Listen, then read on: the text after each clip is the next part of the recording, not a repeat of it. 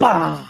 Nice. That was a nice long extended intro there, Ross. Thank you very much. Hello, You're welcome. We're going to play some Guess.Game. Guess.Game, Ross and Ian, how are you? Good. Perfect timing. I was in a suite, sorry. And you were eating and Ross shoved his food in his mouth at the same time. I had a suite. I was like, oh shit, he's talking to me. That's how we roll. That's how we roll. Everybody, I'm ready. We're going to play some Guess.Game, which we do each and every Sunday before the podcast at 8 p.m. And we're up to, what's that, 1,114 now. And Ian, before you joined us earlier on, me and Ross had our suspicions of what we think it could be, but have you got any suggestions, perhaps? No fucking idea. It looks a bit like guacamole, but probably not. Well, see, 3 very different answers. I feel like you and Ross are on more the correct streak than I was. Ross, what did you say? Samurai Jack. It is very Samurai Jack coded. What do you think? I went something like Signalis. It's got a similar sort of colour scheme, but I don't remember that from it. So. Or Kalimba, but I doubt it's Kalimba because that's a very niche indie game. I don't even know what that is. Kalimba. Okay. All right. So what we're going for then? First guess. We'll go with yours, seeing as you're the leader. Yeah. I've already forgotten what I said. What did I say? Stellaris. Solantis? I don't know. Stellaris. I think that's what I said. No. Nope. All right. Now it's completely different. All right. No, now I'm not feeling that. I'm not feeling guacamole either. I'm not feeling the Samurai Jack anymore. Okay. So. I mean, I'm still happy to go for guacamole because, again, I don't remember. I don't think it's quite as dark and dingy as that, but I've got no better suggestion. Go for it. Guaca. Melee. I haven't played the second one, so I'll go with that and see if that comes up. No. PC, PS4, PS5. Okay. I'm out. Oh, then we're fucked. Yeah. Okay. So some sort of Side like Limbo style game, maybe, but It's not Limbo. no, I know it's not Limbo, obviously, but it's some sort of I know it's not Limbo. some sort of. Is it Limbo? Could be Limbo. The Claire Obscure. Could be clear. Could be. Yeah. 34 technically. Sorry, 34. 34. It should be 34. Yeah. Yes. If there's a prequel, the number goes up. I've got no thoughts. Anyone? Any ideas at all? Any guesses? Not a Scooby. No. All right. Let's move on, shall we? Let's skip over this one. Okay. Doesn't make it any less. Yeah. Any more clear, I should say. The fact that we're limiting ourselves to the Sony verse is probably not helping ourselves on this one.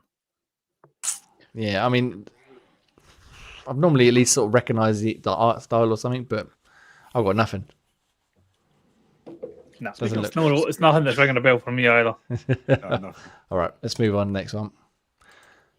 Last year as well. No, can't be Hades 2. Might be Limbo.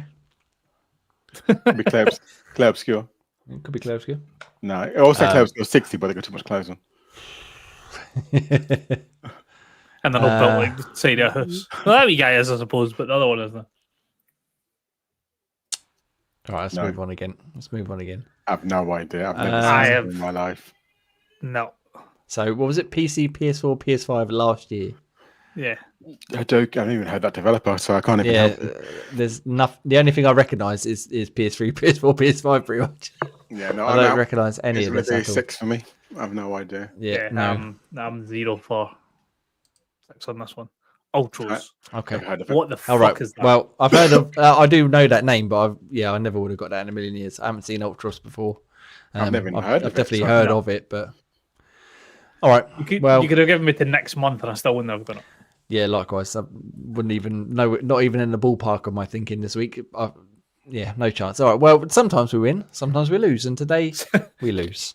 Sometimes we fuck it. But yeah, we've done very well in the past. And next week, maybe we'll do even better.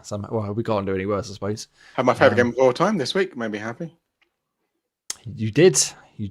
A couple of days ago, I think it was. Ross has sort of given up joining in during the week. But you can join us during the week should you wish. Discord, link down below. You can join the Guess.Game channel. And you can post your results in there each and every day like I do. Pete does.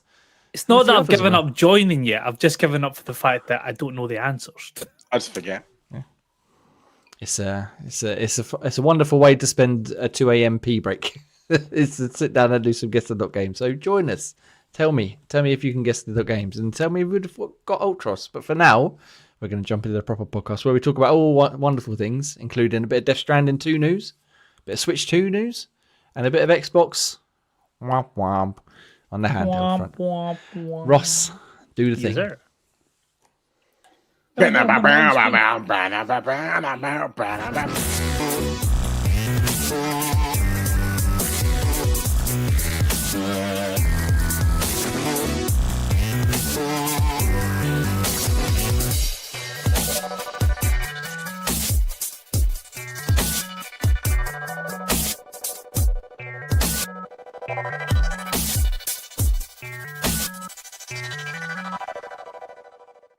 Hello, good evening, and good welcome to Gaming Taverns podcast on this wonderful Sunday. I'm Jamie, and this week there's no MPV Graham. He's packing and getting ready for a wonderful holiday, but we have got the walking champion / 2.0 million man. Ian, come on in. Hello, how are you? Hello, I'm wonderful, thank you. How are you? I'm very spiffing, thank you very much. Good. How are your legs? Are they firm and strong after you're walking millions and millions of miles this month? It's been beautiful, yes, but Good. nice rest day today, which is lovely considering the Good. monster.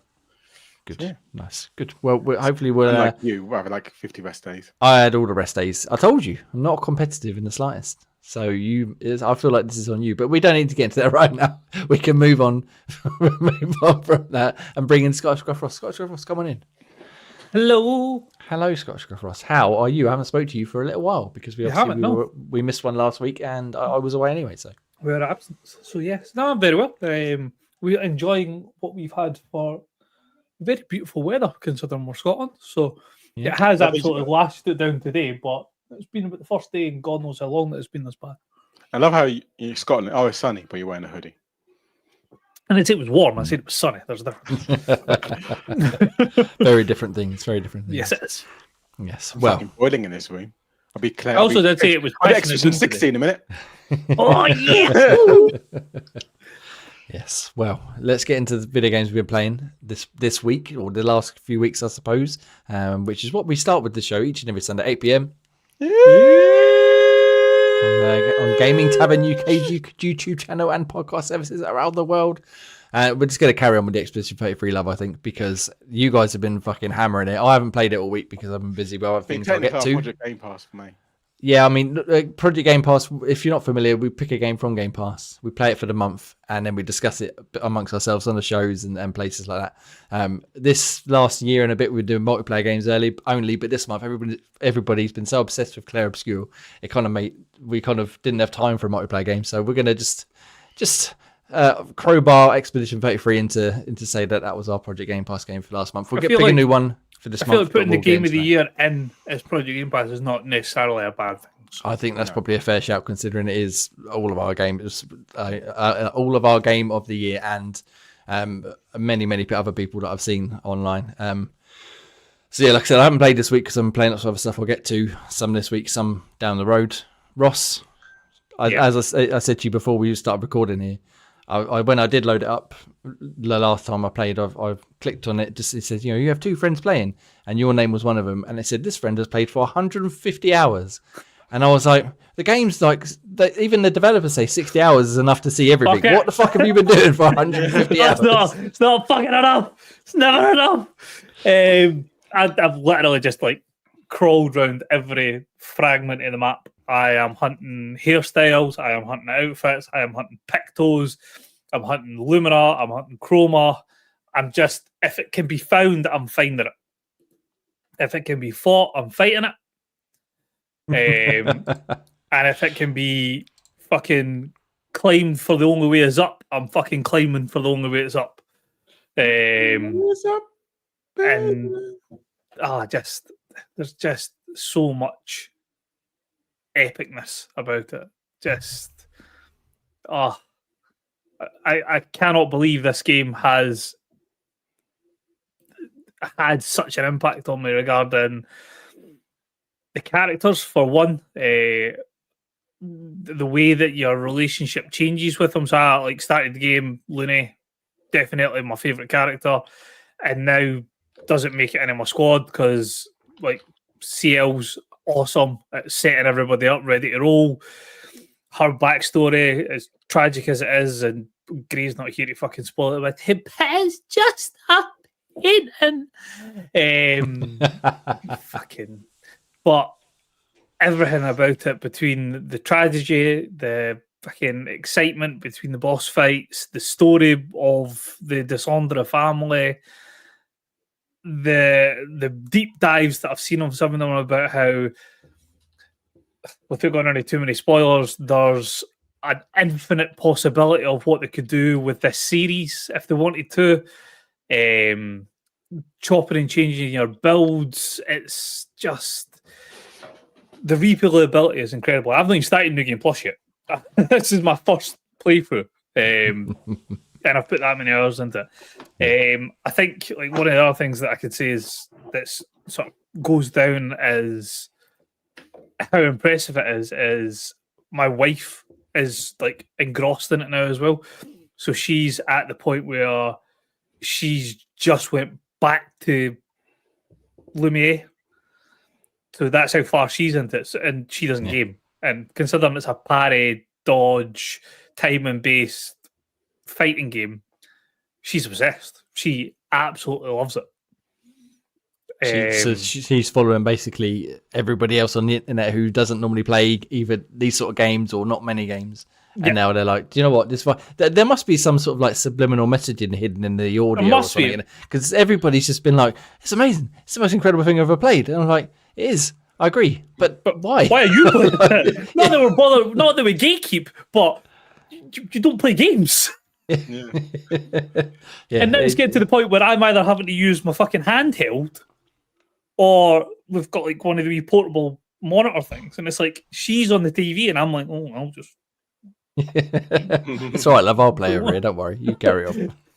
Fucking mental. So the whole Scottish Gruff household is fully enamoured with Expedition. Have you got your kid into it yet? Oh, Tiny loves Monoko. She as soon as like Monoko's song comes on, she. Yeah, that's it. It's got to be done. Nice. So you're well and truly in for the Expedition 33. Once again, I know we spoke in great depth about this in like the review discussion, but I'm so happy that I liked it so much. I was like, oh, they're all going to hate it. I'm going to be the only one out, but everybody else is loving it, and it makes a grand change. Ian, you've been playing some more. You said you finished it finally. Yeah. We anyone listening, we're going to get into mild spoilers, I suppose, because it's been out for a while now. So I feel like it's fairly free form to just discuss, not necessarily spoil the direct end, but any spoiler elements of the cast and along the way. Ian, thoughts and opinions on how you enjoyed Expedition 33? Yeah, for me, like I say, it's such a brilliant game. Like, people know me, one of my favorite games of all time is Legend of Dragoon, and I feel they take a lot of emphasis from that game into this game, because literally the whole mechanics of parry is similar in Legend of Dragoon. Also, the whole combat where you have to push buttons each time to kind of do your attacks, that's part of Legend of Dragoon. And that's one of the things why I loved that game so much. Even though the story was fantastic in that game as well, the whole turn-based combat was just another level of gameplay. And the game, it brings it into this. So for me, it just rekindles that love for Legend of Dragoon for me that I had into a new game like this with souped-up graphics. And again, the storytelling is just brilliant. Expedition 60 is still my favourite, so I wish they'd make a game like that. If you hear the story of it all, I won't spoil it too much. It's really worrying that's why it's your favourite. Oh wow! Come on, big beefy men and women just ploughing through everything, just fucking paint Triss's barrier. Fuck the paint Triss's barrier. Let's go. And he doesn't like Gears of War. That's fucking outrageous. Yeah, but they've got clothes on. They've got too much clothes on. That's the problem. Yeah. Oh, okay. Yeah. So I mean, it's just fantastic. And like I say, I've gone through. I haven't started New Game Plus yet because I wanted to kind of go through and do some of the other stories. I don't think I'll go through collecting all the achievements because I'm retired now. For sure. And of course, going for all the kind of collectibles, that's just not for me. But I've done all the main bosses, and I've had fun making a solo build from a solo character, and just kind of using that solo build to make it a bit more difficult, but a lot more fun as well. Just kind of just having the whole mechanics of the parry, and then especially one of the boss. I guess so. One of the bosses called Simon. Again, the parry of that is just ridiculous, and it's just like you just can't. I can't do it. I always get like, oh, I've done well. Oh, no, he's got me. And like obviously with him, it's like 1 or 2 hit kills and you're dead. So, so it's just like. But again, like I say, it's just so many good boss fights, so many good optional side quests that you've got to do, and it just all incorporates, and it's just so much fun, isn't it? You can't knock it. Even the storytelling is brilliant, but it's just mainly the combat for me. It's just for a turn-based game like this, it's just fantastic, and you can't really fault it, can you? Like I hope they have to. It's difficult because you can't really make any DLC or anything with it, but technically you could. In a way, you probably could with side quests, maybe, or you have to go somewhere else before you go to Lumina, because obviously you got the New Game Plus option when you start towards the front end. You can before you go like the point of no return. So in reality, you could do a side quest there or something, or maybe bring in new characters. But again, like, I don't know if you want anyone new characters because obviously you've made love with the ones you've got. But yeah, it's just hopefully they do something. I don't know if they will. I think part of me just feels like they're just going to keep it like this. Maybe make a second game, like a prequel, one of the other expeditions. Yeah. But I think I saw a story earlier on that they had no plans to make any more Expedition 33 like game stuff, but they're open to it obviously because it's done incredibly well now. So that it was initially planned to be a one and done, I guess. Again, without spoiling the ending, but that's sort of how you end up. It's a very finite end, whereas. Yeah, if they'd planned for DLC or sequels and stuff, they might have left it a little bit open as other games do. But yeah, I'd love to see, even like you said, either a sort of a compilation maybe of the other expeditions, not necessarily focusing on just one, because obviously we all know they all failed, but have a half a dozen or a dozen of them, and just have little 5-6 hour stories for each one, just to give you an idea of what they tried to get through. Obviously, you wouldn't be able to build your class up and have this deep RPG gameplay like you have for this game, because once they're dead, that's it. Then you move on to the next story. But it would be so interesting, I think, to just see that side of the stories and how they got there and how they failed, etc., and how you end up finding all their half naked bodies lying around. Yeah, that's it. I mean, like, yeah. But I think, like you say, I think you could like easily do some side content or something like an extra story or two, or you have to go somewhere or a challenge somewhere. Like say, got so many of the other like the gestural, maybe another gestural challenge or something like that. The climbing one's brilliant, by the way. I don't know why anyone hates that. I was going to say you're actually lucky, Gray, and you hated that one. I haven't tried that yet, but have you fucking bastard. There's a game called To the Sky. Which is similar to that, so I was all right with it because it's like, oh, this is like To the Sky, and To the Sky is a fucking piss take of a game. So, it's one like again, it's like a climbing mechanic like that, which is really dodgy. And if you can't die, so if you fall, you just fall, and then you go back to where you were beginning, you just start climbing again. And yeah, it's just even that bit was fun. I can't really hate it, but yeah, one of the games where for a long time I haven't had a love for a game, and I hold my hand up to you, Jamie. Well done for pushing it on us and mentioning this game, what it's about and stuff, and reviewing it. And because you're always questionable with some of your games. We all have different tastes, don't we? I know that, and it doesn't always line up. But I finished this on, and it was all right in the end. Jusant was fucking tremendous, but yeah, I mean, some of his other game pushes a bit questionable. But no, he did well in this one, and like I say, it's probably one of the best games I've played in a very long time. To the point where I was loving Assassin's Creed so much, I had to stop playing that to finish this game. So, and that said something because I was very high on Assassin's Creed Shadow. Yeah, very nice indeed. Very nice indeed. Ross, more on Expedition 33. I felt you wanted to jump in there. I could spend a full podcast talking about it, but I feel that's unfair to spend the whole show. I would just say that if you've got Game Pass and you've not played it, even if it's not the type of game for you, just do it. Because I never, I've been sort of hard set in regards to my top 5 games all time. Mass Effect series, Witcher, Assassin's Creed 2, things like that. And I never seen them ever being sort of replaced. It was going to take something that was hyped up and being mind blown to either challenge it. And the fact that this has came out of left field, which it looked good in trailer, and I think we all agreed when we first seen it, but we all kind of went, turn-based combat. Oh, I have never been so happy to be so wrong in all my days. It's one game of the year for me, hands down. I don't think there's anything that could come out of this year that'll come close to it. Mind's Eye looks good. What's that other one? Hell of Us. Hell is Us. Hell is Us. That looks great as well. It's irrelevant. Just give Sandfall their applause just now, and give them the award. They have to, it's just they have to get it. It's just, and the funny thing is, it's like it's not just us three here saying it or Graham just saying it. Multiple people, multiple sources are saying this is a fantastic game people should play, and it's good. It should be getting the recognition it deserves, even with Tavern. But God, it's just even the music. I'm not very much on gaming music, as everyone knows. I just like my normal music, but even Obscure's got some fantastic music in. Like sometimes I even plug in my headphones just for the game to get proper surround sound of the music and stuff, and the combat noises. It's just even I don't even sometimes pay attention to that. Yeah, the music. I am the opposite of you. Obviously, I'm big into the video game music, but yeah, this soundtrack, and not just the soundtrack, the audio work, like you're saying, like the combat effects and even the dialogue and every aspect of it is just a fucking masterclass. There's no other way of putting it. The soundtrack is 8 and a bit hours long. Yeah.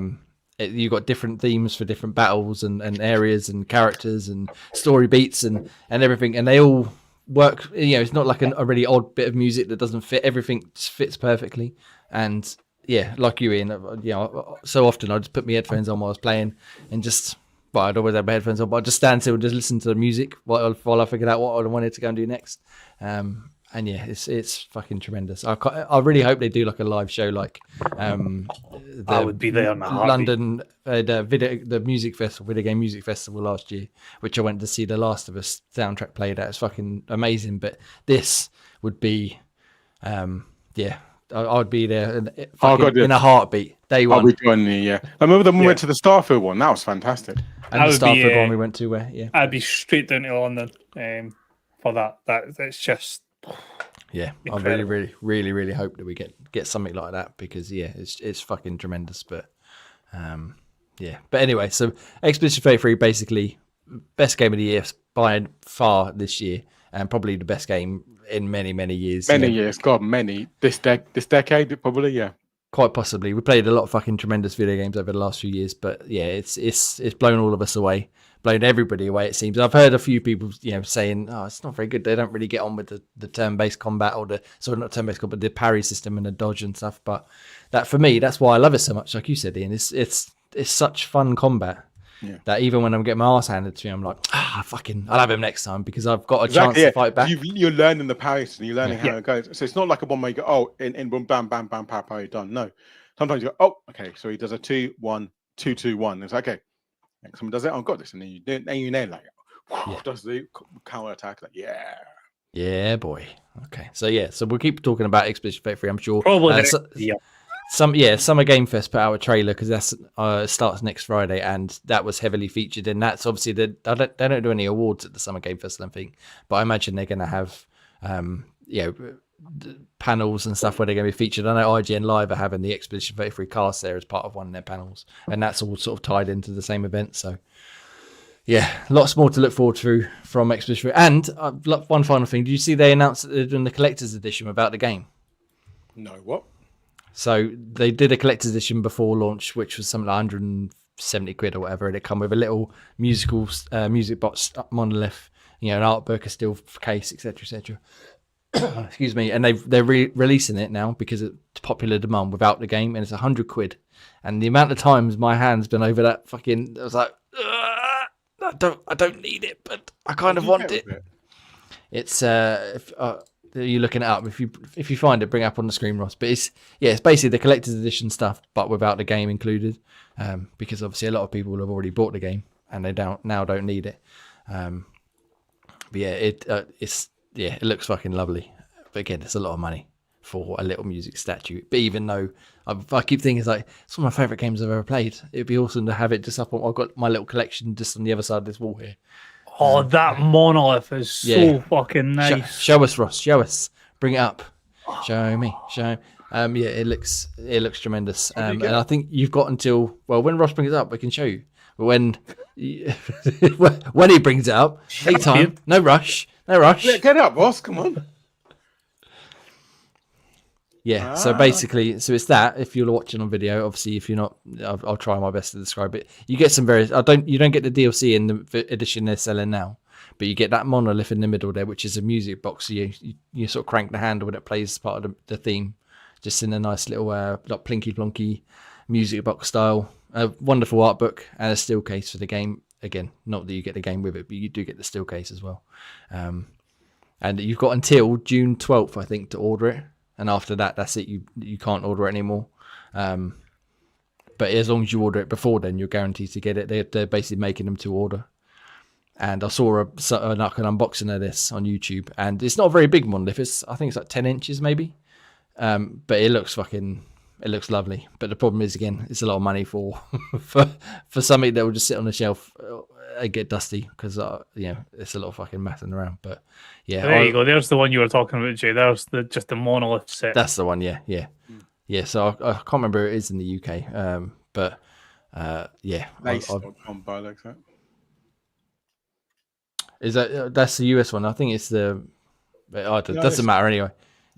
Yeah, if you want to enjoy it, if you want to get a hold of this, go and order it now because, like I said, you got till the 12th of June and then that's it. You can't order it anymore. And yeah, I'm so tempted so many times, but I've had to spend some money on some other stuff this month, so I think I might have to leave it for now. But yeah, tremendous game, tremendous collected edition, and just fucking excellent on top of Game Pass. Episode launching on Game Pass and obviously everywhere else. We did have a community question about Claire Obscure. Actually, we'll get into it before we move on to other video games. I believe from our good friend Special Guest Pete. Hi, Special Guest Pete, if you're listening. He says, with the resources that were available for Claire Obscure Expedition 33, do you think bigger companies will gut their studios, having seen how much can be done with a comparatively small budget and team? So obviously the big. What's the right word? I guess story. I don't know. The game was made by about 30 people, like a core team of about 30 people. But obviously they had a lot of outsourced work, the animators and musicians and stuff like that. And everybody's going, "Oh, they only made only 30 people made this incredible game," which is mostly true, and with a little bit of an asterisk next to it. But then when you compare this to say something like Assassin's Creed, and that had probably hundreds, if not thousands, of people work on it. Yeah, and it's a very good game, but they've spent 1,000 times more time and money making that game as opposed to Expedition 33, which was made by, again, as he said, a comparatively small team and I'm sure a much smaller budget. Obviously, they got Game Pass money, they got some investment from NetEase, I think, and obviously Sandfall Interactive who published it. But do you think this will give people like EA and Ubisoft and Activision go, "Oh, maybe we don't need hundreds and thousands of people"? Not that we need any more layoffs, obviously, but maybe they could splinter them down into smaller teams and have people work off on different games rather than everybody on Call of Duty and everybody on Assassin's Creed and everybody on FIFA.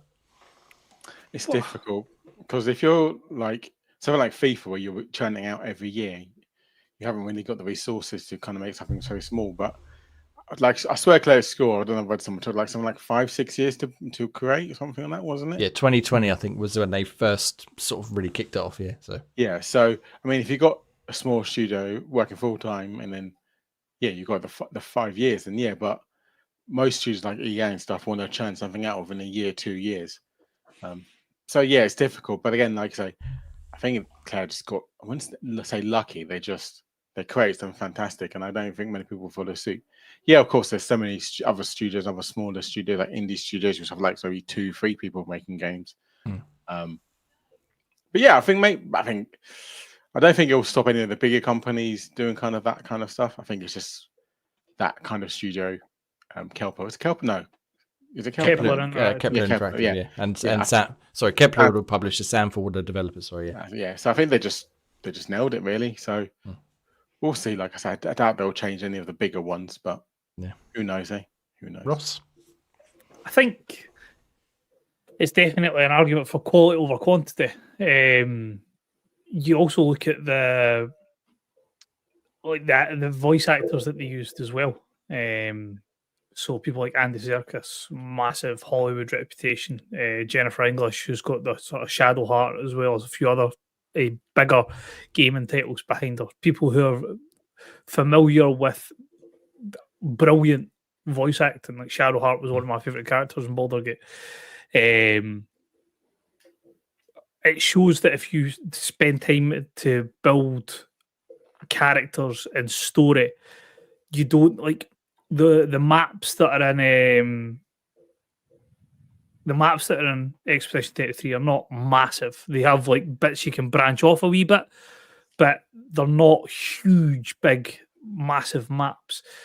So if you were to make it like an open world game, but condense the open world, so don't have it like an Assassin's Creed Odyssey, for example, where you fucking massive, huge, ridiculous maps that you like take a day and an age to explore, and cut that down, but build the character. Have like a Cassandra who you can relate to, who you can actually like, you feel something towards, like a Mael, a Gustav, a Verso, whoever it may be, even fucking an Eske that everybody loves, for example. It's a different way of thinking for these bigger studios that fans don't necessarily always need sprawling big landscapes or all the accessories in the world that you can dress your things up in and have side quests that are fucking 30 pages long before you get to the bottom of them. They just want a game that provides them with the break from reality that they get with a poignant story, beautiful looking, plays brilliantly, even introduces mechanics that not everybody would maybe favour, but still creates something that everybody can get behind. Yeah, I think as well, it's very tempting to say, like Pete's put in the question here, and other people have said that, oh, it's easy, just, give yourselves a 40, 50 person team and just go and make a fucking tremendous game. But how many teams have failed? How many teams have missed the mark? How many games would we end up that would completely be ignored because, you get Clair Obscur Expedition 33 and then you get 10 others that either are shit or are good but get sort of overshadowed by the bigger game.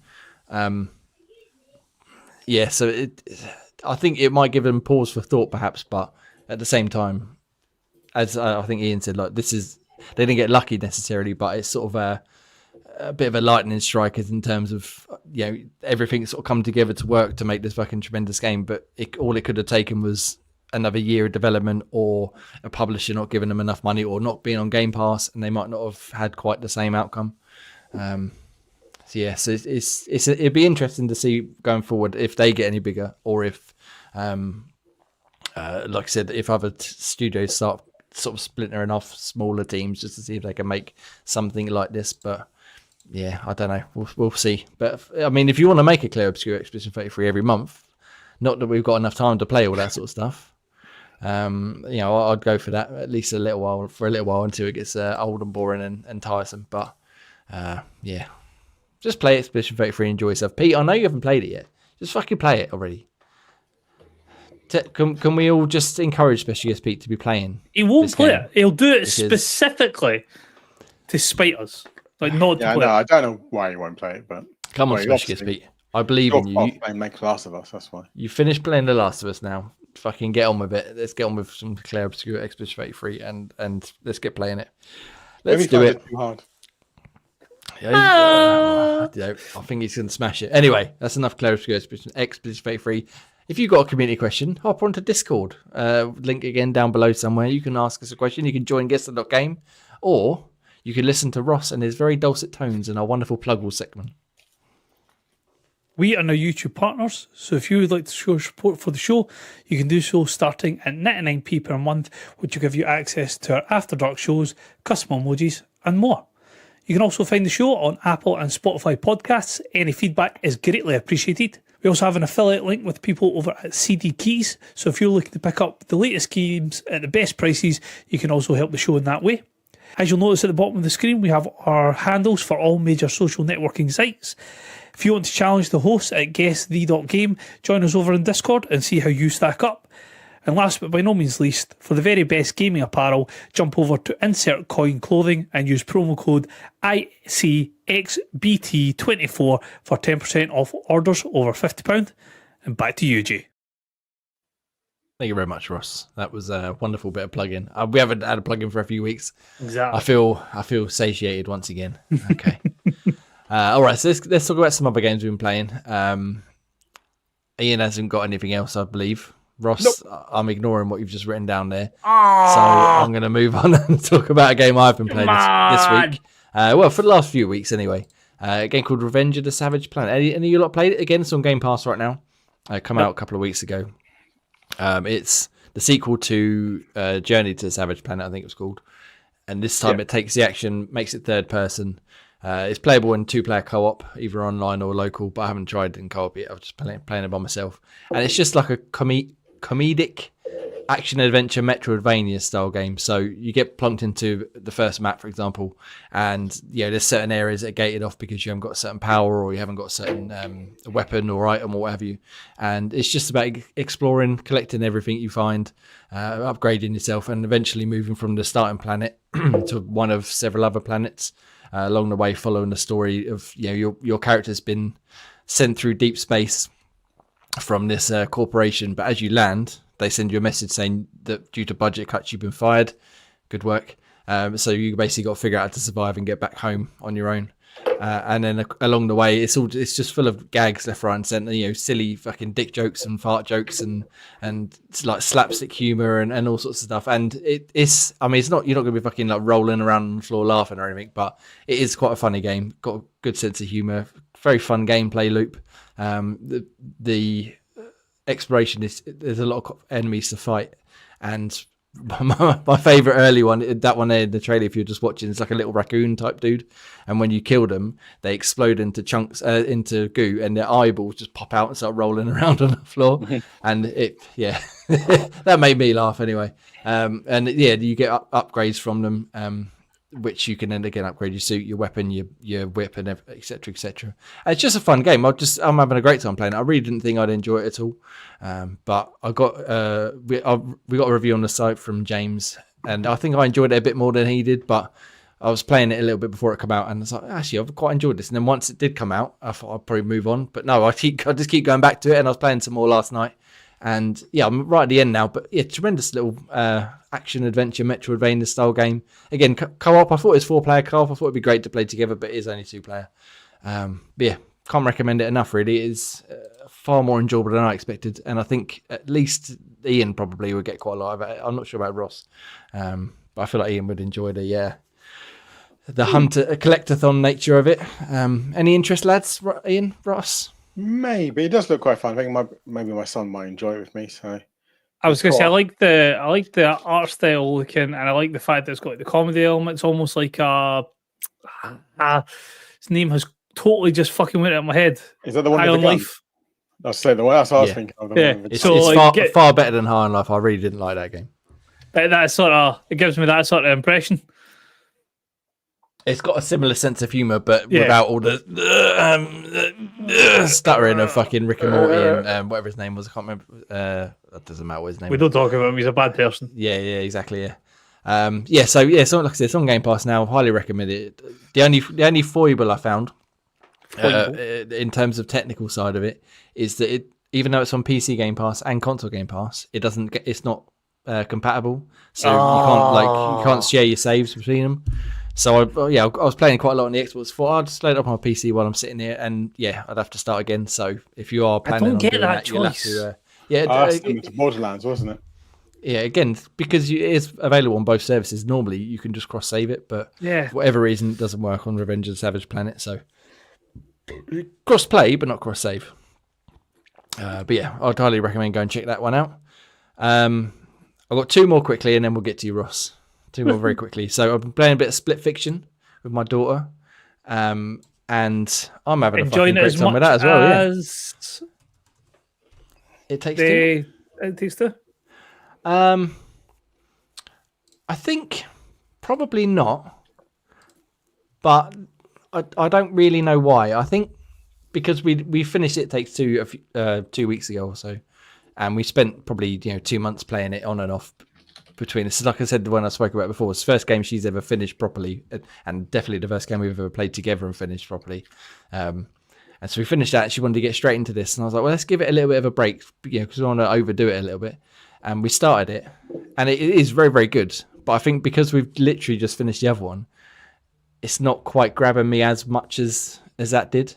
I think if I'd had a couple of months or whatever in between, I might be a bit more won over by it. But again, it is still very, very enjoyable. The concept of it is very good, in the co-op nature of it, and the way that it's got the different the fantasy and the sci-fi stories, and the different mechanics that they constantly mix up. Although again, because we just finished It Takes Two, I can see the ones that they've sort of taken from that and put into this.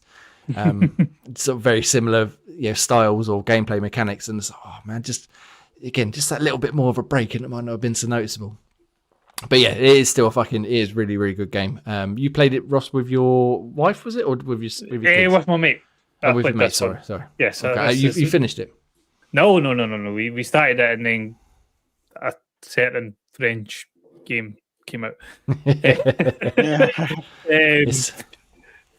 So that's consumed my console gaming at least. But no, from what we played of it, I really enjoyed it. Again, like you say, it's very similar to It Takes Two or A Way Out type idea. Puzzles in it are a wee bit better than like a way out, but definitely on par with It Takes Two. As I think we said at the time, I enjoyed the aspect of fantasy and sci-fi, which is like, with me and my mate, that's what our books are like. I prefer a fantasy book, he prefers a sci-fi book. So the fact that you've got like two writers who create those sort of stories is quite a nice parallel to sort of real life. Yeah, and to be honest, it's sort of similar with me and my daughter. Like, I much prefer the fantasy stuff, and all. She's not quite old enough to have gotten into proper sci-fi and all that stuff. She was vastly more interested in, when we watched the trailer, the stuff with Mio, the sci-fi writer, and what her story and her scenes and the stuff that she gets to play with, as opposed to the orcs and goblins and magic and all that sort of stuff of Zoe's side of things.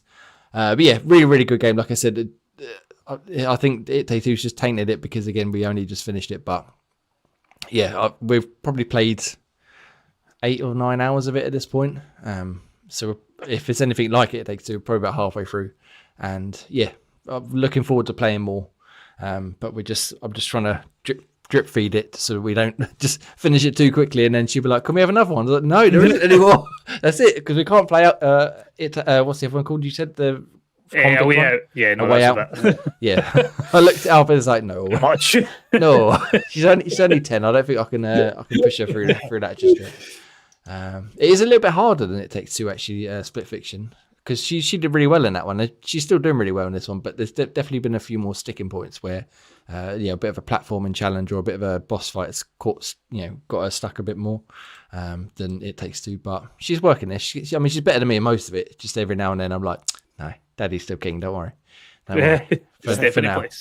For now, yeah. So that's that one, and then the last one, which I won't spend too long on because I didn't really like it that much, if I'm honest with you. Eternal Evil.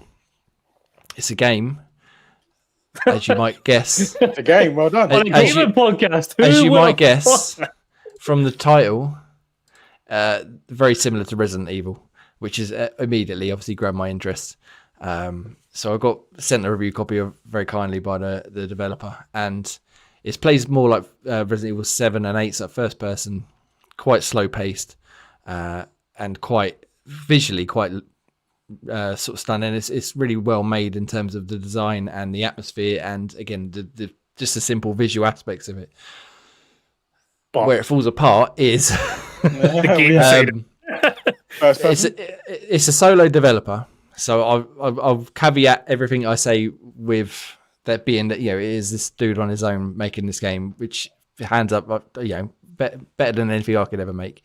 The puzzles themselves are not very well designed. They're too obtuse, and I'm pretty sure most of the ones I played were broken because you have to collect, like Resident Evil, you have to collect certain items. So one of them, for example, you had to collect 4 vinyl records.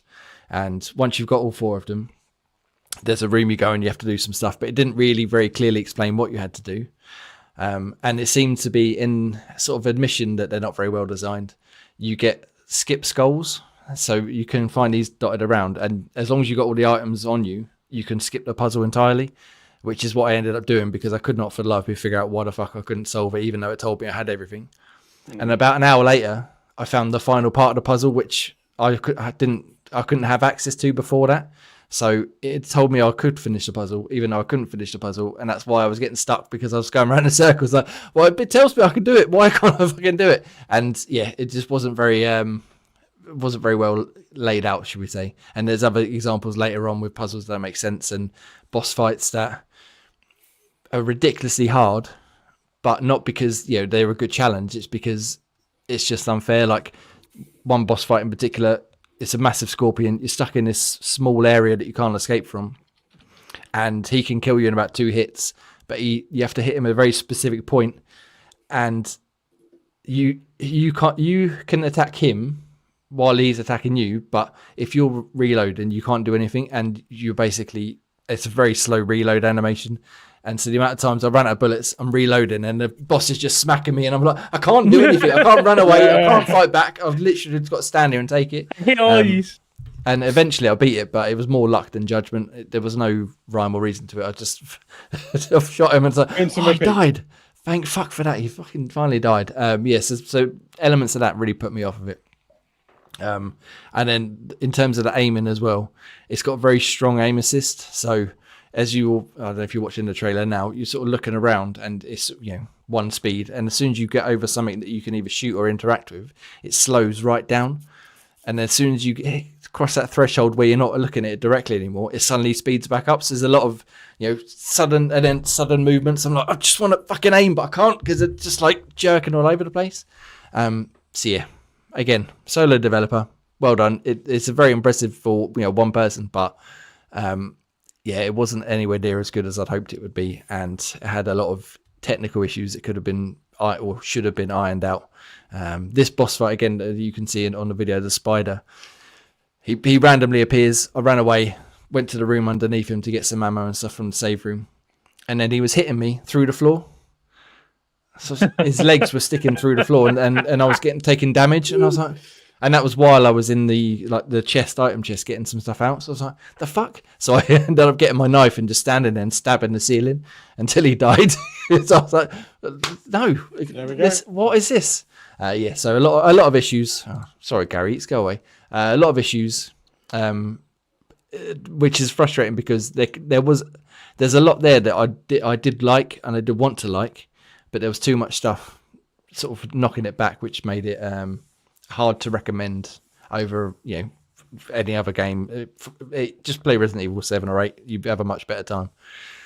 Or 5. This one, unfortunately, or maybe 5. We'll see. So a little bit underwhelming on that one, but it's out now. It's not on Game Pass, so I think it's like 20 quid if you want to pick it up. But my review's up on xboxtavern.com right now. You can go read that. That'd be wonderful. And yeah, I've got some other stuff, but I can't talk about that just yet. So Ross, I'm going to get back to you. It's very quick. It's very hit me with your Football Manager Network save. Oh, sorry. FM22 Network save transfer mentalness. So we've just literally finished the transfer window, summer transfer window tonight. Newly promoted teams. We got Preston, Sheffield Wednesday, and Fleetwood have all came up to the Premier League. Fleetwood, yep. To sidespin off Fleetwood currently have the 11th highest wage expenditure in the league. So they came up and they are currently spending $5.5 million. Now, $5.5 million doesn't sound that bad, but considering you're talking to the person that's finished first and second throughout this whole save, my wage budget is $4.1 million. Okay, then. But that then pales in comparison. Bristol City have a wage budget of $7.25 million, which you would expect. They're the best team in the league. They've got the most higher earning players. However, Sheffield Wednesday are on $7.5 million, having just been promoted. Liverpool, Villa and Chelsea are all above them still. So the highest wages in the league is £8 million per week by Chelsea, which you would expect.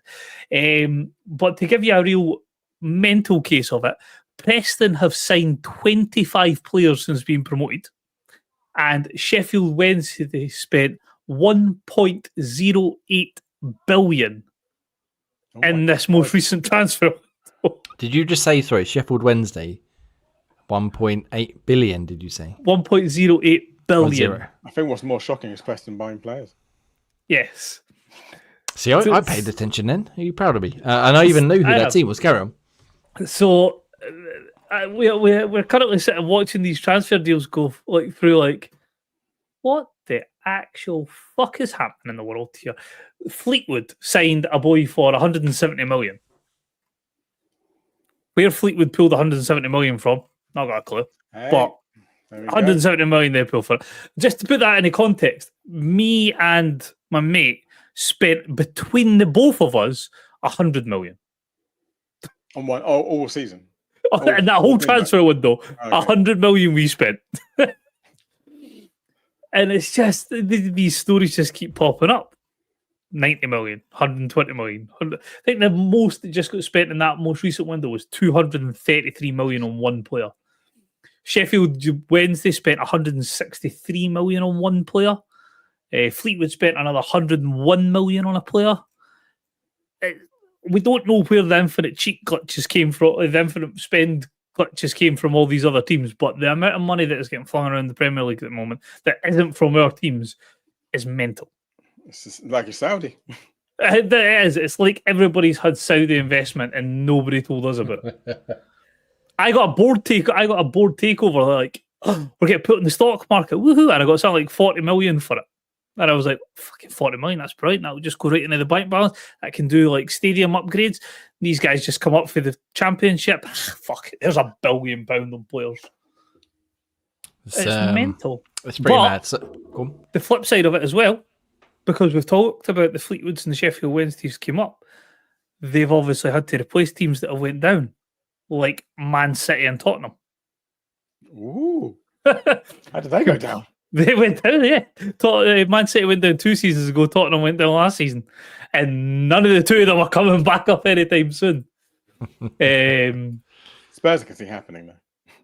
Well, that's true. But it's, yeah. He's not here this week. You got to... I know. That's why I brought it up. I don't want to... But it's fine, because they've won a trophy. It's fine. That'll make their life happy. Season in Arsenal, because they won a trophy. But they finished 17th, but they won a trophy. Well, so City have played 3-1-2 in the Championship, and Spurs have played 3-1-1, drew 1, lost 1 in the Championship. So they're not coming up anytime soon by the looks of it. But it is... The world is changing. Put it like this, Fleetwood are sitting joint top of the Premier League. That's all that needs said. Well, thank you very much for that wonderful network update madness. Yeah. I look forward to more of that at some point very, very soon indeed. He says convincingly. Ian. Hi. You just thrown in a quick one. You've been playing a little bit of GTA Online. Doomsday Heist. Yes, I just remembered. So last weekend, the weekend we didn't do a show, San Andreas. So you team up with Leicester and what's the person's name? Some billionaire lady, and obviously you're trying to infiltrate like a base, and then there's 3 different acts, and obviously loads of things hit the fan. So how it works is obviously you got 3 different acts, and then you have during them you have prep missions where you have to go for maybe collect something or pick up a car or go and get hack a computer to kind of make sure you got some data to kind of do the mission. And then you have setup missions where you're setting up the actual heist. So maybe you have to okay, now you've got all the cars and they're all up-spuffed and they can maybe fly now. So you have to go move them to this certain garage. So then therefore when you start the mission, you can go straight to the garage on the outskirts of the mission and start it that way. And then you have the finale. So there's 3 different finales, and that's where you get the main money. So obviously you can split it between you and your crew. And like I say, it's really, really fun. Like you say, it was very it was quite difficult as well, because it's not just a simple shooting them. They obviously sometimes hit the fan. Sometimes you have to kind of maybe to fly one mission where it was really annoying. We had to fly a car right near loads of people. But obviously the cars, there's 4 different, when you start the missions, okay, so there's 4 different transport vehicles you need to kind of hack. So we're all split up, but then 2 of them could be really up-spuff cars. One could be like a tank, and one could be just a normal bus. So if you get the easier one, you're quite lucky. And then you get the annoying guy from tank mission where everyone's like shooting from behind, like for fuck's sake, leave me alone. So those kind of setup missions are quite fun. And like I say, when you have the big heist, it's like a nice massive heist where you have to kind of a good like 20-30 minute mission. You have to go through and do all the heists and make sure you kind of do it stealthily sometimes as well, which is beautiful. But yeah, really good fun. Really, like I say, it's good as well because, like I say, a lot of the time it's not just all. Some missions you are just all 4 of you are going in guns blazing, but then sometimes it's like split up missions where there's like 2 of you will be like cover from a rooftop, while 2 of them go infiltrate the base to kind of maybe collect someone or pick up a package and come back out. And obviously you on the outside are shooting people trying to get into the inside of the building to stop them from actually overwhelming the guys on the inside. And obviously sometimes you have to like, go get a car and be the getaway driver whilst the other 3 go and do something. And then you have one off, go get the getaway car and come back and pick them up. So yeah, loads of different kind of skill-based missions. And it makes quite a lot of fun. Like, and again, it's just all good storytelling. Like say, Lester's obviously the jokes for the in the game, and obviously it just makes different fun. Like you say, not sure what I can really say about it, but yeah, it was really good fun. I'll ask you a question then. So when you're setting all these missions up, I think I played GTA Online on the 360 quite a bit, but since it come to the series Xbox One Series X, I barely touched it. I did the tutorial where you have to get through before you can start playing it. Once you've done that, how much effort is it to then start playing the Doomsday Heist, for example? Do you have to have a certain level? Do you have to have certain money, guns, whatever, or can anybody just jump in and start playing it once you've done the tutorial? So once you've done the tutorial of GTA Online, no, you'll need someone who's got a facility. So that's what kind of the base is for it. I think they cost about 1-2 million. So it's not like something you can just jump in straight away. Unlike the other heists, where you can pretty much start them from straight away. Or if you need to own an apartment for that. The same one in this one, you have to own a facility to start the Doomsday Heist. But then there's Ross had one, which was a really annoying one because it's like on the fucking top right of the map, and then it's fucking a nightmare when you're like, oh, we need to go to the city, and like, fuck's that, like a 10-minute drive. It's a long old drive down there. It's like, fuck's sake, Ross, why did you pick annoying one? It's like, it's the cheapest one. It's like, fuck you. But yeah, I think the cheapest one was like 1.4 million actually, so it wasn't too bad. But like I say, if you've done all the previous heists, it's kind of what they say. It's like you're meant to do the previous heist first, and then with all the previous heists done, you can work up to get the Doomsday Heist because that's like the big one, the big money one. I think once we complete all the heists, I think I earned, because I did it the first time, and we did it all with the same squad. They kind of give like little bonuses. So if you do the same squad, if you're first time, I think we did no deaths as well. I think I earned back maybe like 5-6 million GTA Online money. So like I say, it's quite good income money if you want to actually earn your money and you keep. But like I say, you have to, I think the caveat is you have to do the kind of either have someone who's got loads of money, which would be me if we would do it all again together, or as in like say, do all the other heists first and you work up to the Doomsday Heist, which is like the last big finale one, is what they're kind of calling it. I think there's one before called the Casino Heist as well. Yeah, when they bought the casino stuff. So again, if you do all those heists in casino one, by that time you have enough money easily to get a facility to start the Doomsday Heist. Maybe even just 1 or 2 heists, to be fair. I certainly would be interested in playing some of these heists with you because I've played one, I think, on the 360. I don't remember who it was with. Maybe you and Graham. Maybe I'm not sure. But I think it could be quite fun. But it's quite a time investment as well, isn't it? Not just you need the money. They're quite long. Oh yeah, God, yeah. I think the Doomsday Heist took. I did play a hell of a lot on the Sunday and the Monday, but I think all in all, hour-wise, it took maybe about 10 hours, 10, 11 hours to do all the setup, pissing about, going to Ross's annoying base, and all the prep missions. Yeah, it's about 10 hours-ish, did the final Doomsday Heist, where some of the earlier ones only like 4 or 5 hours, so... Yeah, it sounds like an awesome concept. It would just be nice to be fucking invited. Well, I mean, that's what I'm getting at, Ross. You know, just trying to show interest. You know, so next time it's like, oh, actually, I've got these other 2 lads who be. Although, have you done the tutorial? Because it's a fucking ball ache to do tutorial. I've put many hours in a GTA Online. That's fine. Yeah, I was playing on the Xbox One version, so I've done it all before already. Like I haven't started the Series 1 so not even a Series X.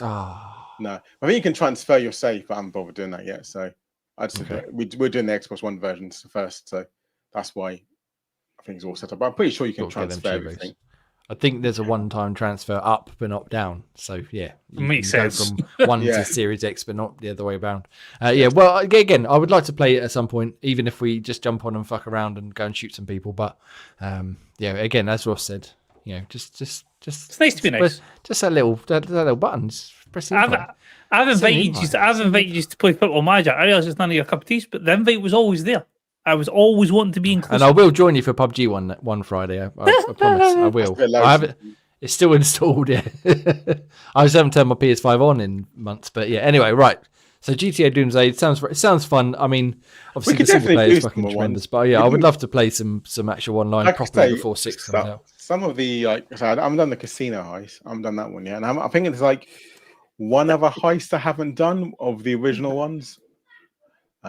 Which I can't remember which one it is, but I think it's one of the OG ones that came out really early on. We can look into it and either get together and play it or stream it or whatever. But I would like to play some at some point because, I fucking love GTA 5. It's one of my favorite games of all time. We spoke about Clair Obscure and now GTA 5 comes up. Let's talk about Shenmue, shall we? No, well, like I say, if you want to, we can definitely do some of the other heists. Fucking do it. I would love to. That's the Xbox Right, folks. Podcast is finished. See you later. Right, let's go. We can you not upgrade to the Series X version because it's much nicer? No, not yet. It's much nicer. Anyway, all right, let's move on from there. Why GTA. nicer? It's just much nicer. Anyway, let's move on from there. Let's talk about some news, shall we? Ross, I need to refresh my beverage. So, can you please let the ladies and gentlemen know about the Xbox Handheld and why we're devastated by the sounds of it because it's not coming anymore? I think why did we ever think that we needed a third-party one? If we're being particularly honest, why do we need a third-party one? We were big enough and ugly enough to wait to the full Xbox official handheld came out without having them pair with somebody else. When you can pretty much do everything you need to do on a Steam Deck, a ROG Ally, Lenovo Legion Go, whatever it may be. You can do everything you need to really do in it. So having to wait is not such a bad thing. I think it was all to do with sort of Steam OS or the way that it was going to run, basically. They wanted to refocus on providing an adequate infrastructure for Windows 11 powered third-party devices, and not entirely surprised, given increasing competition elsewhere. Valve obviously working on Steam OS, and that's coming to the new small Legion Lenovo Go S. So with Half-Life 3 installed. With Half-Life 3 from the get-go, just to wind everybody up. But I mean, that's a fucking way to sell some new Steam Decks and stuff, isn't it? I really hope. I love them just to shadow drop that. Oh, by the way, Half-Life 3's on Steam, by the way. I think the whole world has imploded. They don't need to say oh yeah, here's hype. Just do it. Just drop it straight away. It would be nice, but I wouldn't hold my breath for that one. Yeah, no, of course not. No chance. Yes. But yeah, back on the handheld then. So obviously, as you said, Ross, Microsoft were working on their official version, not the third-party one. And now that seems to have been put on the back burner while they focus on the third-party ones from... is it Asus, sorry? They're doing the ROG Ally one? Asus were doing it, yeah. So that's still supposedly coming this year. And I imagine we might see next weekend at the showcase. Or at least some sort of tease for it. By the way, have you noticed I've got my showcase ready up here? I don't know if you can see that. Is that the rum? I can see something spinning.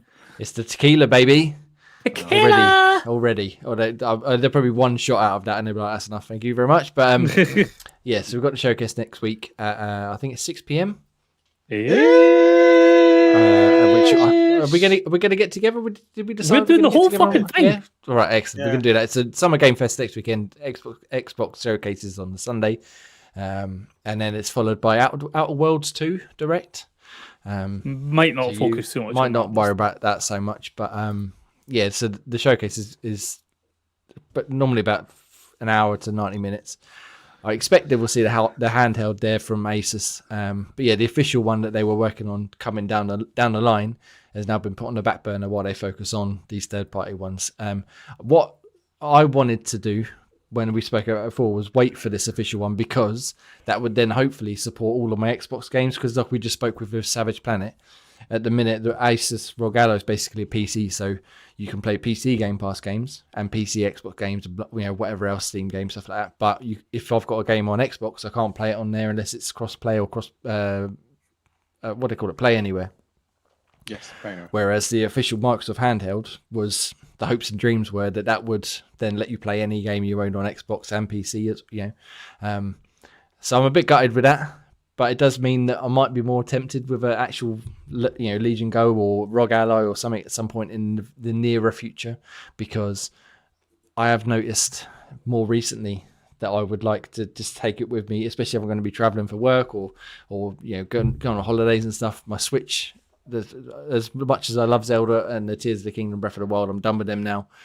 And I'd much rather take my Xbox library, or what I can get off my Xbox library, on the go with me. Ross, you've already got ROG Legion, sorry. Oh, it's Dan who's got the ROG Ally, isn't it? Yes. Then you've been singing its praises. Ian, I know you were in the same boat as me, waiting for another one. But has this news tempted you to go for whatever this sort of third-party branded one was, or will you go for the one Ross has got that's already out now, or are you not bothered? Again, it's difficult. I think right now I'm not really too bothered. I was more maybe the third-party one to see what happens, but I think it's just a shame that they're kind of pushing it all away now, kind of not really focusing on it, even though it will make a hell of a lot of money for them. But we'll see. Like I say, maybe towards the end of the year, see what happens. Maybe I can ask for Christmas or something from Santa. But for now, I'm happy to wait. That's fair enough. Yeah, Plus, I've got my Series S with the X screen. With the screen. So reality is, you can use that every time I travel and stuff, and they always use that. So for me, that's my kind of portable, you would say. Whereas if I'm out, normally when I'm out and about, or like on a plane or something, because I travel fucking so much at the moment, I mainly play Pokemon on my phone or my Switch. Yeah. See, again, Zelda did me for plane flights, but now I'm done with it. I would be quite happy to take Clair Obscur or, Gears of War or whatever else I'm playing at the minute, on the go with me, rather than having to leave it at home and pick up something else to play while I'm traveling.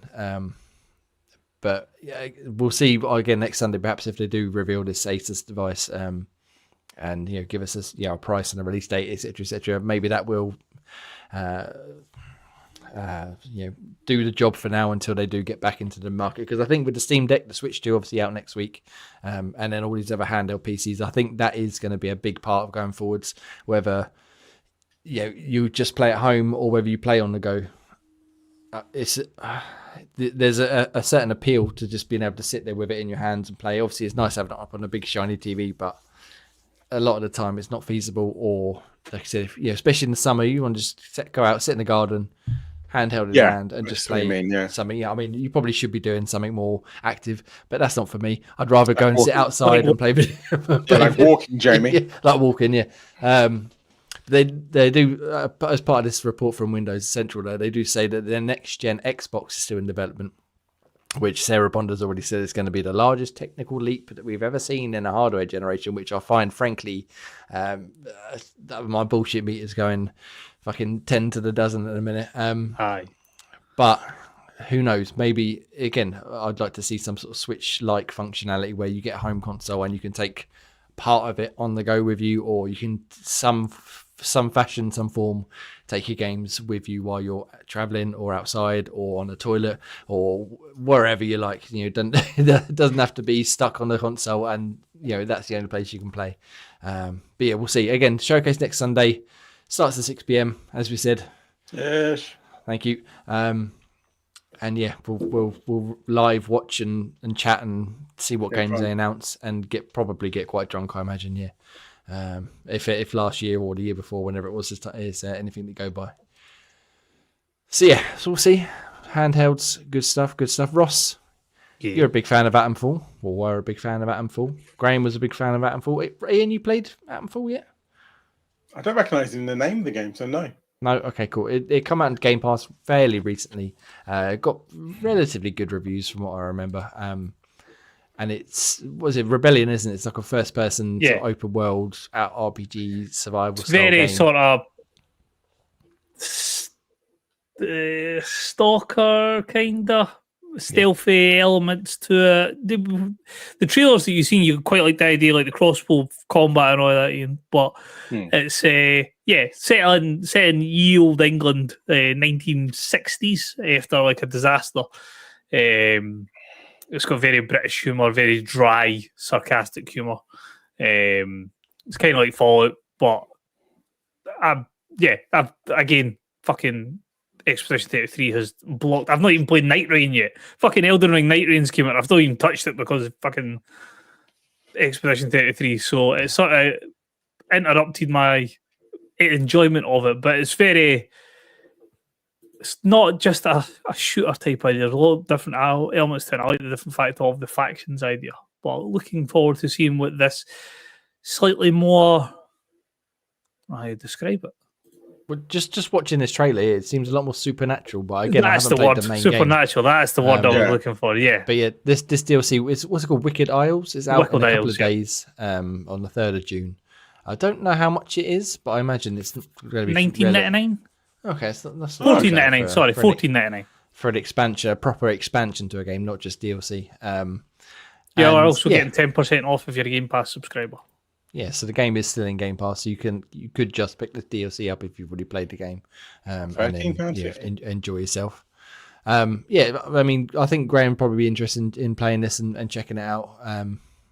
But again, he's not here this week, so I'm going to say that actually he doesn't like Atomfall at all, and he was lying at us. And he barely played it, and no, he finished it he quite enjoyed it. But he's too busy hunting for that Thunderstruck hacker.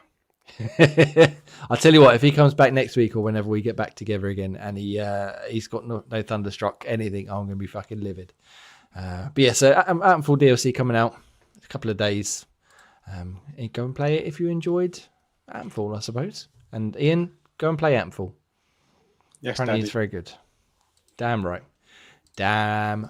Okay, right. So let's get on to some non-Xbox related stuff. Although obviously Atomfall's on all platforms. We are now gaming Tavern, as Ross has kindly set up for us. So let's talk about some other consoles. Get some heart palpitations. Switch 2 is coming out on the 5th of June. And I know, Ian, you cancelled your pre-order. Ross, I'm assuming you didn't bother pre-order it in the end. I never bother pre-order. I went closer to the Pokemons. Yes, I saw my first advert on TV the other day for it, and I got a little pang of like, oh man, I should have pre-ordered it, but at the same time, I don't need to. There's nothing I want to play on it, and I'll wait until there's something down the line, either an upgraded version or a OLED version or a special edition. Anyway, if you are basically what I was like, I was just like, I just can't justify it right now for just Mario. Yeah. So if you are picking up a Switch 2, you can look forward to auto uploads of your screenshots and videos. Anyone here tried to share a screenshot video from their original Switch? Yeah, but it's a fucking ball ache. Do you not have to scan a picture like the QR code? So you have to go into the website, the menu. Do Twitter, yeah. You basically have to link your phone to your Switch over like a dedicated Wi-Fi hotspot to then transfer one picture or one video or whatever. And then do it all again for everything else. It's a fucking backwards system, not unlike Nintendo. But now the 100 latest captures will be sent to the Switch app, which is obviously coming with the Switch 2 as well, on your phone for up to 30 days. So it'll be much easier to just fucking take pictures, take videos, and share them to Twitter or Facebook or MySpace or wherever else you want to go to these days. MySpace, fucking hell. Ask Jeeves if you're not familiar with what MySpace is. The good old days, eh? It's one of the various quality of life improvements Nintendo have made to the Switch 2. They got obviously game chat now, which was again bafflingly ridiculous on the Switch, with the camera and being able to have an actual group party rather than having to go over Discord or fucking use your Xbox or PlayStation or whatever to work around it. And I think it's a nice touch. Not sure it's a big deal. I'm not sure how many people are really going to use it outside of the first couple of weeks where they go, look, I got a Switch 2 and Mario Kart, wow. And then that'll be the end of it. We'll never see it again until Zelda or the next Mario comes out.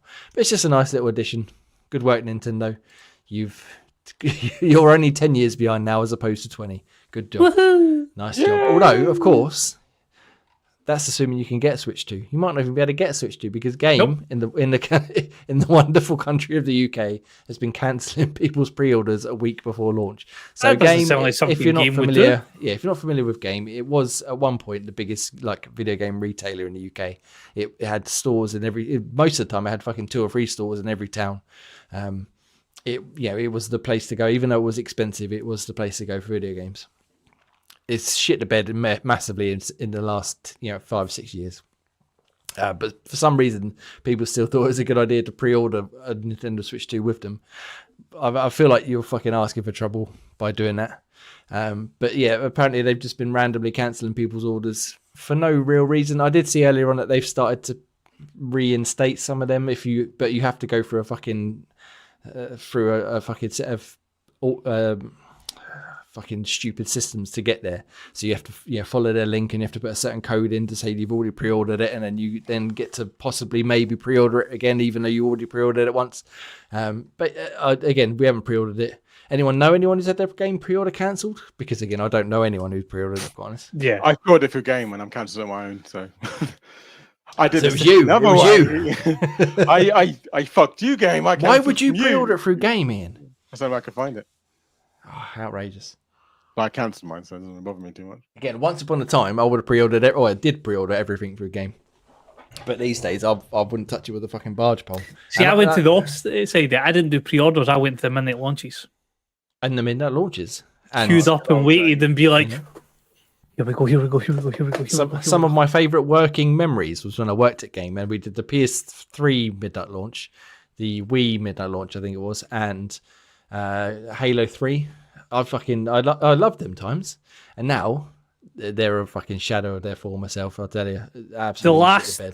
The last 2 that I can remember is I went and got the Xbox Series X. Series X was the last midnight launch I'd done, and then before that it was Fallout 4, and I won a big Fallout gift set in store. My raffle number came up. I was like, nice. Again, and what I can remember was that GTA 5 actually. GTA 5, yeah, actually that was the last one I went to. With you, yeah, and Pete. We're the first ones in the queue. Yeah. Well, no. You, Pete, and Graham went to Woking. I went to my local Farnborough one, and you beat me. Even though I got there first, you beat me because the queue was shorter, I think. But we got in early because Pete knew the guy, so he got in. Yeah. So we were the thing of second to buy it. Pete got first, let him buy it first, and then. I walk past everyone just going under the thing and See, I love a good midnight launch. And GTA 5 was the last one, the first time it came out anyway. But Smith's toy stores, if you have one in your local vicinity, are doing midnight launches. And I must admit that was like, just to take part maybe, but that's a lot of money to spend just to go out at midnight and buy a video game machine. So I changed my mind. The next day. They won't even be up at midnight. What are you talking about? Come on. He'll be tucked in at that time. On the sofa. If they'd had they'd have had a just one game, just a Zelda or a Mario, a proper Mario, maybe. But so if you've got a pre-order from Game, good luck. Hopefully you manage to get it back reinstated if it hasn't been cancelled. But in future, little bit of gaming public knowledge. Literally Don't anywhere be a fucking else. idiot. Literally anywhere else. Just fucking. There's so many other options now, and I used to always balk at people who bought video games from supermarkets. So that's not real. Game. That's where you want to go. Now I'm like, don't go fucking supermarkets. Don't go near Game. Don't go near Game. You need to go fucking into a Sports Direct to find a game anyway. So you fucking don't give yourself the hassle. Just a little concession stand in a fucking corner. Exactly. Somewhere. It's got more fucking soft toys and fucking jigsaws and shit like that than it does video games. My local one shut down a couple of months ago now, and the last time I went in there, it was 95% was fucking Funko Pops, add-ons, like carry cases and fucking controller shells and stuff, and there was a tiny bit of video games in the corner. I was like, man, what has happened to this place? That's the same as mine. Anyway, bring back Game Station. Yeah, Game Station was fucking awesome, but unfortunately they got gamed. Anyway, so good luck if you're getting a Switch 2. Let us know what you think. I've definitely going to be feeling some FOMO on Thursday, but I can wait. I can hold on. Now onto the PlayStation side of things. Ross. Yeah. I feel like In fact, no, I know Ian's played this, but I feel like you might have played Death Stranding. Have you played Death Stranding? Never touched it. Never played No, Postman Simulator. Okay, so I know I Ian's played played Postman this. Simulator. Did you enjoy it, Ian? Oh god. Well, I did probably about 10 hours in, and I felt like I was going nowhere, and I was like, "Fuck this, I'm done." Okay. So I've always wanted to, and I've got it on PC, and it's obviously now on Xbox, but I've never actually got around to starting it. But Death Stranding 2 is coming out, I think, at the end of this month, and it's getting a showcase at the Summer Game Fest, obviously, because Hideo Kojima and Jeff Keighley are like BFFs. BFFs forever. On Fusion June the finger 8th, June the friends. 8th. So is that the same evening as the game showcase, the Xbox Game Showcase? Yes, Yeah, it is. Yeah, okay. So later on, the American times, it's getting a live sort of gameplay premiere. But it's also got like a worldwide tour going on, which is the Death Stranding 2 World Strand Tour, of course. World premiere. 12 city tour, so it's going to Xbox Game Pass. yeah. Oh, it'd be hilarious if they and come into Game Pass day one. So did you take a shot of tequila for every world premiere? That's what I just heard. Oh yeah. I'll tell you what. Right Come now, with I'm going to Game agree Pass. to that. I'm going to agree to that. But come, 6:30 Well, next Sunday. We're recording. Yeah, this is like, recorded live is on the bad. tubes. This is verbal contract now. I do believe there is a clip button over here. So Yep, I'm please gonna clip this. just keep my fingers poking at the bottom there. Yeah. So the next Sunday is the first day in LA. Then it goes to Sydney, Tokyo, Paris, London, Seoul, Taipei, Hong Kong, Shanghai, Riyadh, and Sao Paulo before ending in. Is it Lucca? I've never heard of that place. Lucca, in Italy. Lucca, Lucca. Is it Lucca. Lucca? Okay. Yeah. So It's a really it's weird route to take. Yeah, it's going around the world in some sort of weird fashion where they're going to be showing off the game disgraceful. in like theatre shows. So they're going to have like live audiences and show the game off and special guests. I'm sure Hideo Kojima will be in some of them. Probably not all of them. He's a very busy man. But okay, so Ian, I'll go to you first because you played the first one. You said you lost interest, but any interest in playing Death Stranding 2 on the beach? Well, that you want to save everything I need. No, not interesting at all. I mean, Fair the enough. first one was just tedious after a while, and I couldn't, and zero interest in the second one at all. Probably not for me. Fair enough. And Ross, again, you haven't played the first one, but I assume, again, I am very interested in it just because, it looks like my sort of weird, but at the same time, previews come out recently and they played the preview build for 80 hours, which indicates to me that the full game is going to be a lot longer. And no, we've been over this. A nice 30-hour game. I'm happy with that. That'll do me. 80 hours. I'm alright, thanks. Yeah. For the preview, Ian, not even the full game. So again, I don't know how much they replayed and maybe they stretched it out while they were explaining bits and pieces, but no, we don't need a Hideo Kojima game that's that long with that many cutscenes and that. Just let me watch a TV series or something. The game itself intrigues me. I obviously want to play the first one before the second one comes out, or before I play the second one, I should say. But when I'll get to that, who fucking knows? Probably not anytime soon, if ever. But again, Summer Game Fest is 7 p.m. PDT, so whatever that translates to English time, is that about midnight? Is it Pacific time? So 6 hours. Pacific will be 7 hours. 7 hours, yeah. So late in the morning. So I'm definitely not going to be up for that. But I won't be missing much, I don't think. And then finally on PS5, Hellblade 2 is coming to PS5 later this year. Super deluxe, super fancy, awesome edition. Super fancy Ultimate Edition with, it's the PS5 version with a little bit of an upswell, I'm sure, or the PS5 Pro.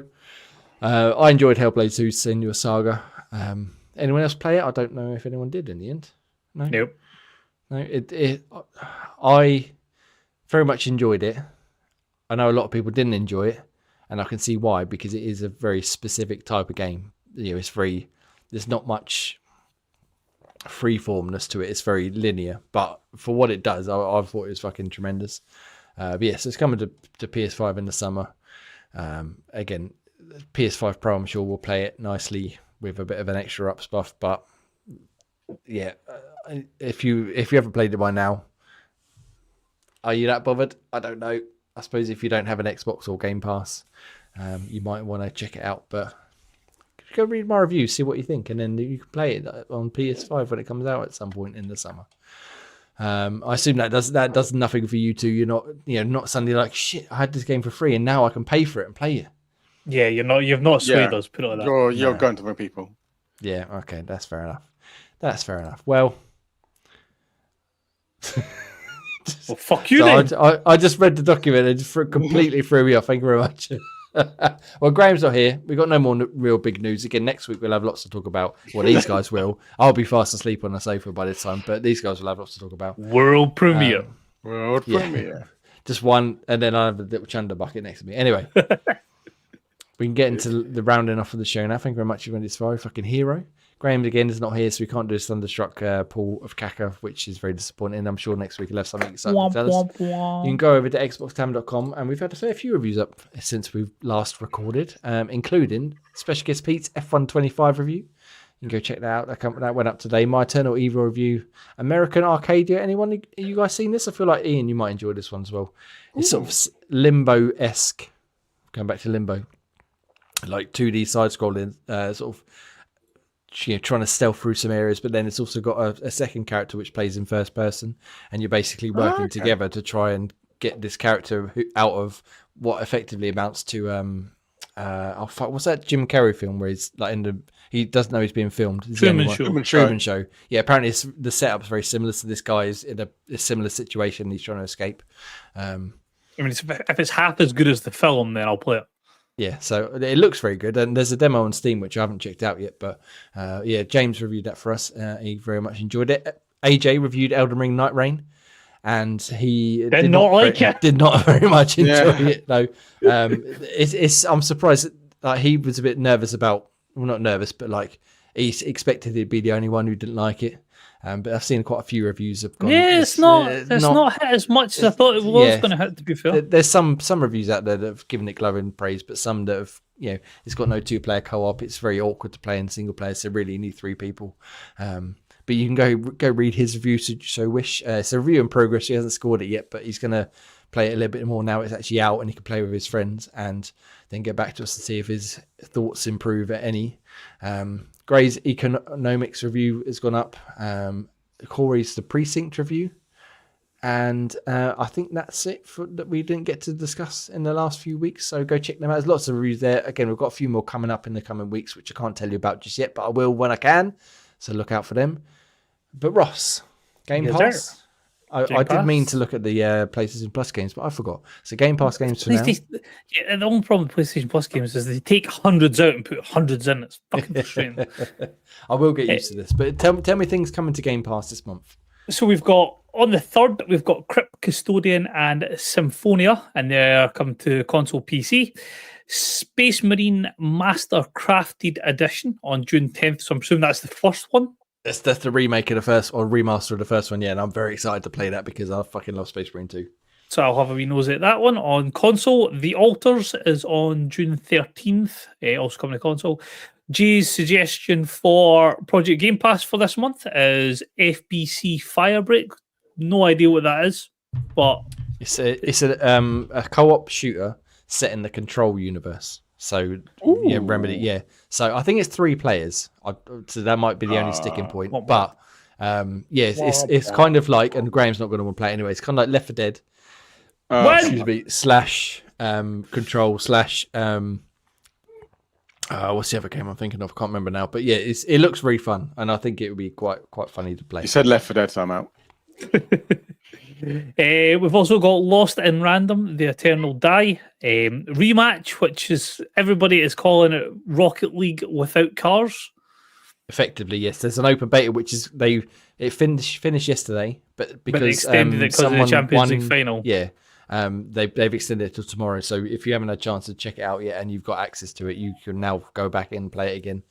Did you guys play? Because I know we got sent a few codes to play it, but it looked a bit janky to me, and I was kind of like, yeah. I played the very first alpha or beta they did, and I didn't like it at all. But again, it's not my cup of tea. But Graham seems to have enjoyed the times he spent with it, so that could be another fun one. And that is 5-player, so that might be a fun one to jump into and play together at some point. rounding out the month on June 26th, we have Against the Storm.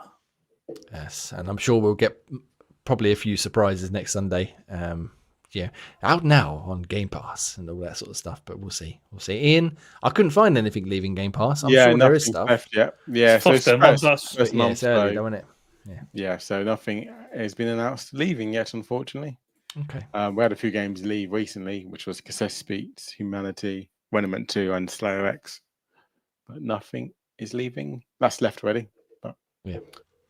Nothing just yet. But again, I'm sure there will be stuff going as they make room for more new stuff coming in next Sunday. Yeah, very excited to play Space Marine because I've got the first one, but I never actually played it fully. But we loved the second one. It was fucking amazing. So I'm looking forward to jumping back in and seeing how that one holds up now with a bit of an upspuff.